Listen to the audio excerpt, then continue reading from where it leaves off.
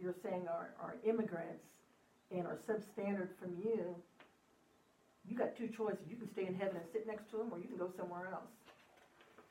So how And else? it's quiet. So that's a good example of how Mhm. privilege rears its head. Mhm. So what are some other examples of how you've seen privilege play out just in your everyday lives? Well, you're at the store. You could be at a department store waiting to make a purchase. The Caucasian cashier will come up and assume that because those people are white, they were here 1st, Mhm. and they'll go, "May I help you?"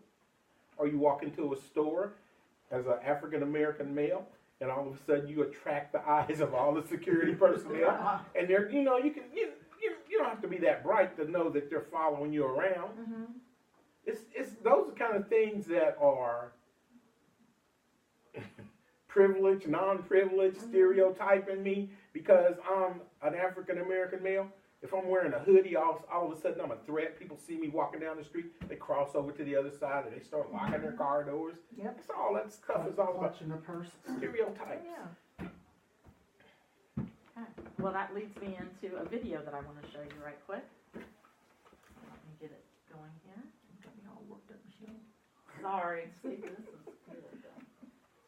These are the conversations I have all the time on campus, and I'm actually getting ready to do a focus group tomorrow to start doing a little bit more social justice work on campus.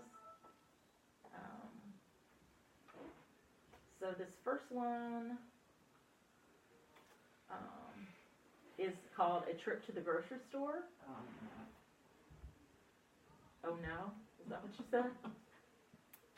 Did you go shopping with that?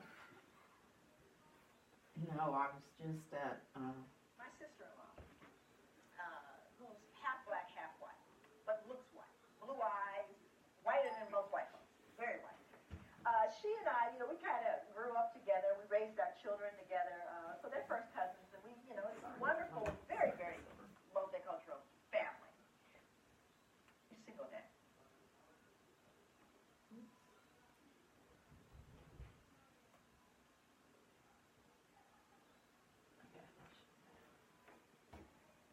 My sister-in-law, who's half black, half white, but looks white. Blue eyes, whiter than most white folks, very white. She and I, we kind of grew up together. We raised our children together. So they're first cousins, and it's a wonderful, very, very multicultural family. So we're going in a Safeway one day, and Kathleen, my sister-in-law, is in front of me, and she's, writing a check for her groceries.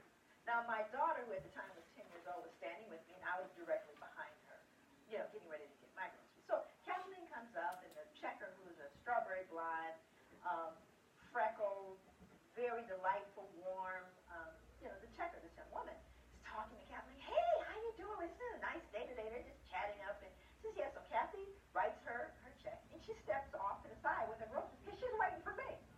Of course, again, Kathleen looks white, right? So I come up. No conversation. She looks up at me. Absolutely no, just a little chatter. And I write my check. My daughter, however, is 10. Notices immediately the difference in how she responds to me. So I write my check, and she goes, I'm going to need 2 pieces of ID. At which point, my daughter looks at me, and she gets very, very embarrassed, and tears are kind of coming from her eye, like, Mama, you're not gonna let her do this. Why is she doing this to us, right? So I'm trying to figure out what I should do, because behind me are 2 elderly white women, right? And I'm thinking, okay, so then I become the angry black woman, right? And they're gonna be, and I'm just trying to second guess all the drama. So then I just give her the 2 pieces of ID. Yes, some things you gotta choose your battles, right? And then it gets worse. She pulls out the bad check book, right? So this is the book that shows the people who've written bad checks. So she starts searching for my license in the bad checks, at which point it's just out of control. Just as I'm standing there, trying to decide what to do, and it's really deeply humiliating. Now my daughter is full-blown emotionally upset, who's 10. My sister-in-law walks back over, and she steps in and she says, excuse me, why are you doing this? And the checker goes, well, what do you mean? She goes, why are you taking her through all of these changes? Why are you doing that? She goes, well, this is our policy. She goes, no, it's not your policy because you didn't do that with me. Oh, well, I know you've been, she goes, no, she's been here for years. I've only lived here for 3 months. And so at this point, the two white elderly ladies go, I can't believe what this checker has done with this woman. It's totally unacceptable. At which point, the manager walks over. So the manager walks over and says, is there a problem here? And then my sister-in-law again responds, she goes, yes, there is a problem here. Here's what happened. So you see, she used her white privilege, and even though Kathleen is half black and half white, she recognizes what that means. And she made the statement. She pointed out the injustice. And she, as a result of that one act, influenced everyone in that space. But what would have happened? I can't know for certain had the black woman said, this is unfair. Why are you doing this to me? Would it have had the same impact? But Kathleen knew that she walked through the world differently than I did. And she used her white privilege to educate and make right a situation that was wrong. That's what you can do every single day.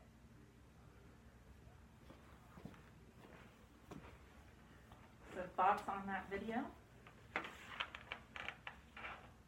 What if you don't have a white sister Take a out there with white you to into the grocery store? No, I think you need to be able to sometimes in My a sister-in-law, who's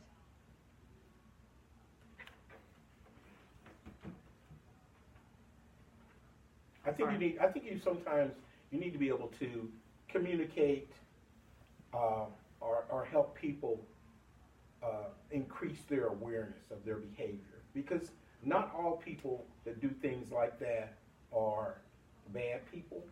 Sometimes they're just culturally ignorant.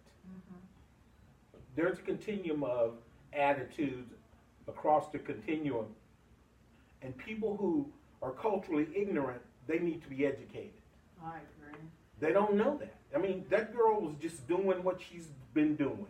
Now, She was taught to do. once you educate them and they continue to do that, then you need a different kind of intervention. But I think it's okay for black people to say, you know what? I was here before all these other people. Why did you go to them first? And I know you can't say you didn't see me. And I've done that before. You know, I don't do it with anger or like I'm not trying to berate anybody. Sometimes you just need to stretch a mind. And a mind once stretched by a new idea will never return to its original form. Good. Because I've been in line at a concession stand before and was the next one in line, and they called for the person behind me. And as tall as I am, they called on the little short person behind me, and I'm like, but I'm next. And they're like, oh, I didn't see you. What? But I'm next in line and you didn't see me? So this was very interesting because of the sister being half black, half white, but looking white and using her privilege. And I think when talking to people in some of the groups that I have, especially on the KU campus, is that we talk about what they can do, what white people can do with their white privilege. Many of them do not want to take the risk. And so that's what we've been having lots of conversations around on campus is you have this privilege that you could influence everyone in your space, and they're not really willing to take that risk. So we're still continuing to figure out and have those conversations of how do you now step up. And one of the things that I asked in a meeting that I was in a few weeks ago is, why are you so afraid to talk about race? And they said, one of the individuals in the group said, it's because I don't want to seem like I'm a bad person. Your Well, I group feel will like they're being ostracize you if you don't go Correct. with the flow. I mean, that's how cliques are formed. Correct. If you're not with the group, doing what the group's doing, following the group talk and walk, you get ostracized. You get put out of the group. And they feel like they're being attacked. They're Right. being And excluded. some of them They say put that they don't feelings- have, if you bring up history, that they didn't have anything to do with history. So we had an author that came on campus, Lawrence Ross, and one of the things that he said is that when people say that I don't have anything to do with the history of what my people had done, he basically says that's true. I can't hold you accountable for that, But what I can do is hold you accountable from this day forward Mhm. and how you Perpetrating interact that and, when you don't say Yeah. anything, and what you're you do. accepting that, Mhm. that type of behavior. Yes. But then they do the same thing when they say, don't hold them responsible for history. They hold us responsible for history. Because they're looking at black people and seeing through the eyes of their history today. So they're doing, to me, they're doing pretty much the same thing. And What, like, I'm sorry, but like that deal there, Mhm. why would she just automatically think, because she thinks that's the history of black people? You're lying and thieving, welfare. Stereotypes. well, see, and the thing about that, a lot of that is a perpetrated lie and a Yes, fraud. it's a false. Because False all assumption. black people growing up, that's not who we were. Mm. You know, we were really striving to do better. Always, you know, so that's just a lie that had been perpetrated over time, and it's still being perpetrated. It's a false Our parents assumption. told us that we had to be better than them. Always, Better than them. Always. Not as good, but better. always. We always, we have to work twice as hard to get half as much. And we've always had to do that. And you have a few that are reflected on the whole. If you have a few blacks that are bad, it reflects the whole black Mhm. race, you know. So that's where your perpetration of your lie comes in. So, of the privileges that you do have, is there a way that you can be responsible and in how you interact with individuals? How you can actually use your privileges to the good if you see something that's not right? Well, I'll tell you what I do on a couple instances. I had foreign exchange students stay with me for either half a year or a whole year. And they usually come from Germany, someplace where their propaganda says black folks steal, that we drink, that we sell drugs, we do all these negative things. And I said, well, have you seen any of that come to this house? Well, no. Well, then how would you feel if I told you that you're still killing Jews and we don't do that anymore? I thought, well, that's a blanket statement. Why would you want to believe something like that? That's not true. And then I make sure that they go to a black church so they can see, because they've never experienced that before. Then I take them over to Oakland and say, you know, there may be 2 or 3 families living in this house. Then I take them over to Clarion Woods, there may be 1 family living in this house. And look at the difference in the sizes. So you come over here thinking that the United States of America is paved in gold, and it's not. It's not. That's not the reality of it. And so you need to understand that. But just because somebody tells you that on TV doesn't make it true. You need to see for yourselves and then form your own judgment on that. Yeah, and I think the stereotypes are very important, and that you get lumped into the whole group, whatever the group is. Either all Hispanics do this or all blacks do this. And I think it goes back to the individual that was in Vegas and shot up people. He was considered a lone wolf, where if it would have been a person of color, they would have been a terrorist. So it's. And if you think back years ago, and I think they've stopped it pretty much now, but it used to be every time somebody black on TV committed a crime, they identified them as a young black male about 5'6", and if it was a white guy, it was a male about 5'6".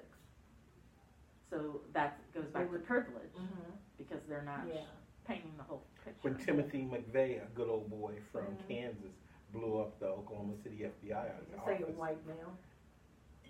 Iranians all over the place were being pulled over and harassed because of What they thought the person Stereotypes. looked like. Yeah. that's only kind of person would do this would be one of those guys with the towels on their head, you know, that speaks a foreign language and brown skin. Because Americans wouldn't do this. Not a good old boy. When my daughter was a cheerleader at Topeka High, they have to do a fundraiser. And you know what their fundraiser was one year? Suntan lotion. Now, who do these kids usually sell those items to? Their family members. And so I approached the cheerleader sponsor and said, what are we gonna do with this? She goes, well, you can sell it to other people.